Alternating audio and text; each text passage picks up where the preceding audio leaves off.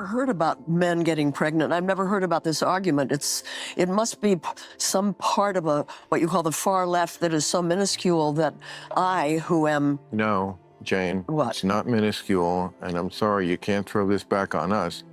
I assume it's because you are locked into media that just never wants anyone in their audience to know anything sketchy about the... Bill Maher completely destroyed Jane in the most recent episode of Club Random. Tea was just pure entertainment, with Fonda's woke talking points.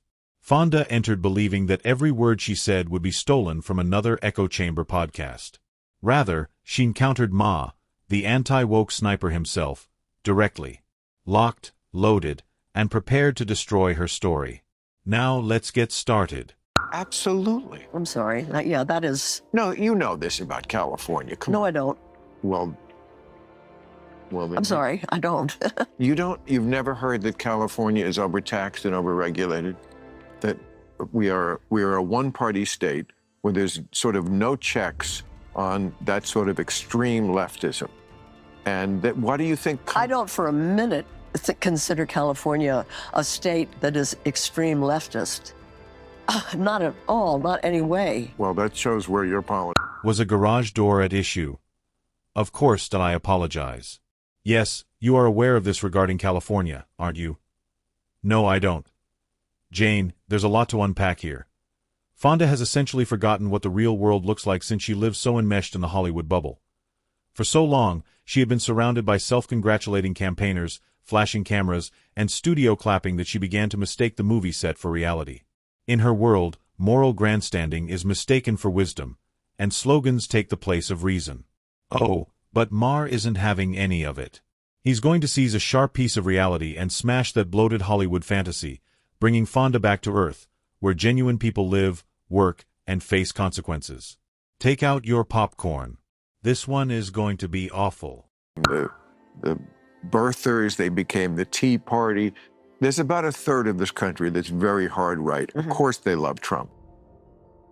When he left office, he had an approval rating of 34%. So he really only had those people. Why is he now, like, tied? Because the other part of the coalition are people who, they don't really like him that much. They just think the far left has gone so nutty on so many issues. That's what they're being told. That's what they... By people like you. Because it's true.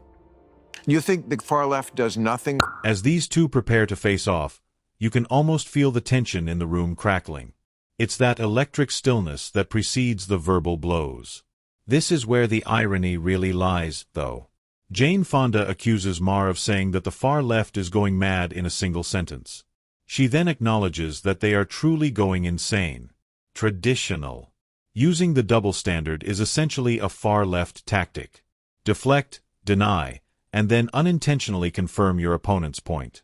It's similar to witnessing a live example of the height of political hypocrisy. Ma is aware of it. The audience is aware of it. And the hard road will soon be shown to Fonda. Anyway, let's continue.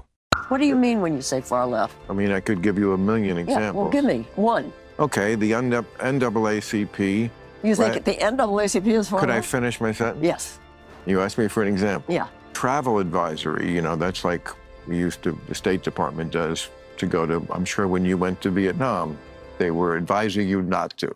There's a war on it. I didn't talk to them. I don't have no right. I know, but you know a travel advisory. Yeah. Today we have them for very dangerous countries. You Yeah. know, don't go to North Korea, don't go to Iran. Yeah. You know where they issued a travel advisory for black people not to go? Yeah. Florida.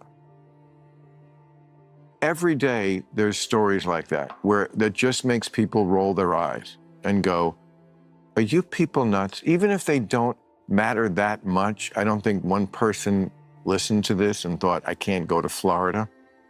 But they just suggest something to the average person, which I completely understand, which is, wow, do you people ever find any? So, being awake is more than just a philosophy or a person.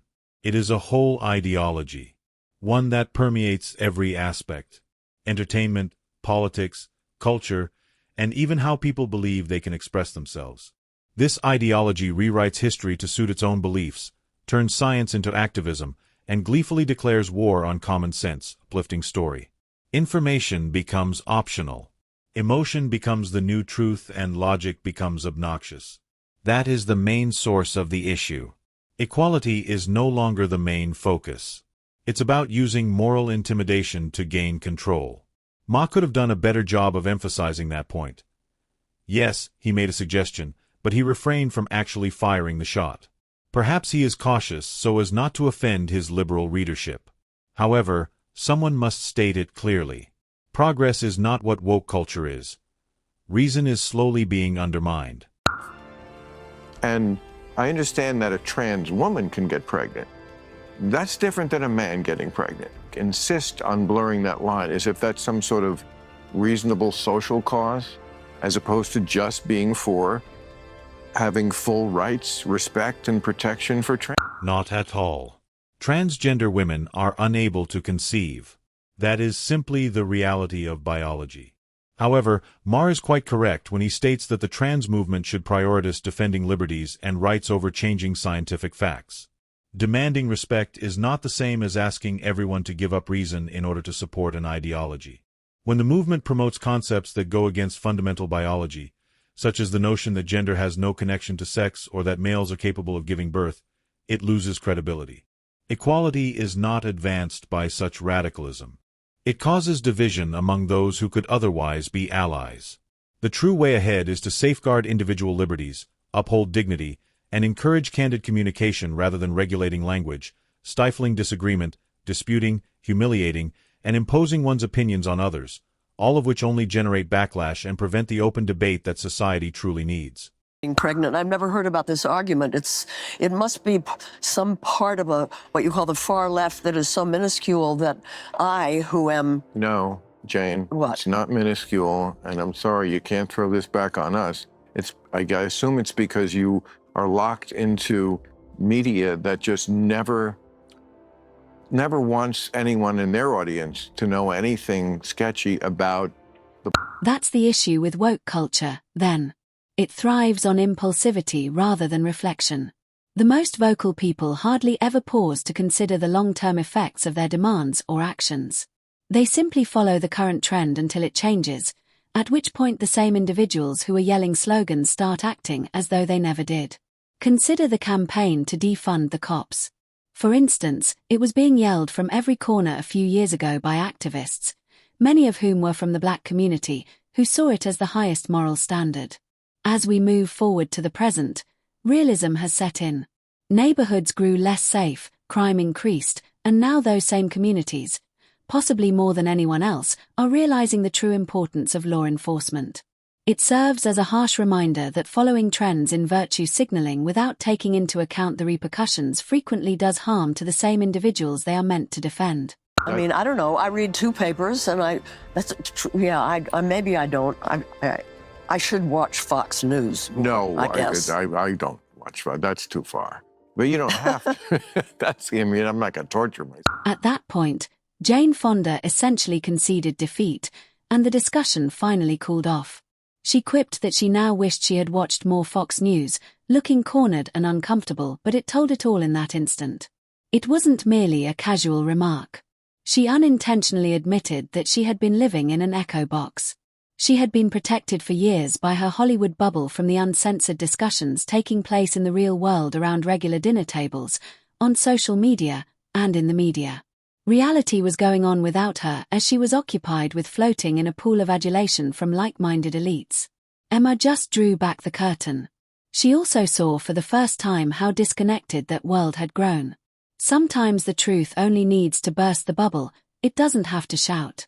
History of this country was police who were all too willing to shoot black people.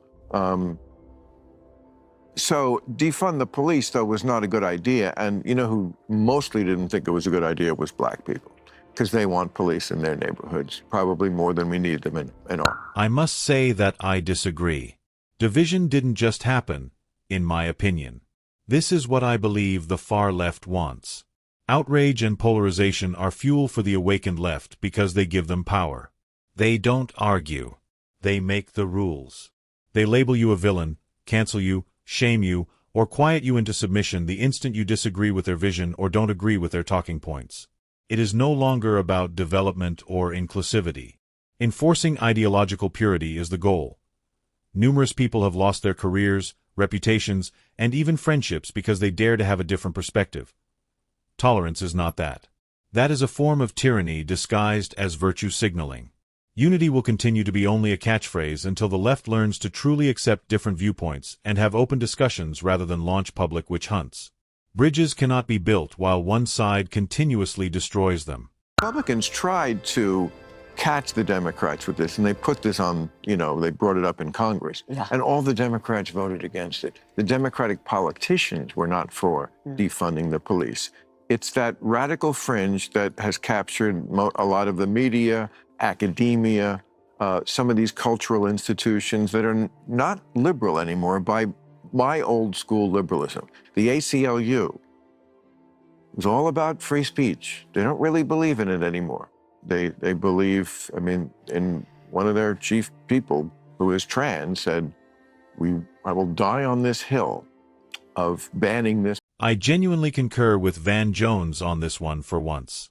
On our social media channels, we sorely need a convergent universe. A setting that encourages the collision of opposing viewpoints rather than hiding them. Algorithms currently serve as digital babysitters, exposing us to just information that supports our pre-existing opinions and keeps us safe from divergent viewpoints. Enlightenment does not mean that. Intellectual isolation is what that is. We must be exposed to viewpoints that test, irritate, and even unnerve us if we are ever to have real discourse again in this nation. The right should hear what the left thinks, and the left should see what the right is saying, not through sound bites or videos of fury, but through actual dialogue.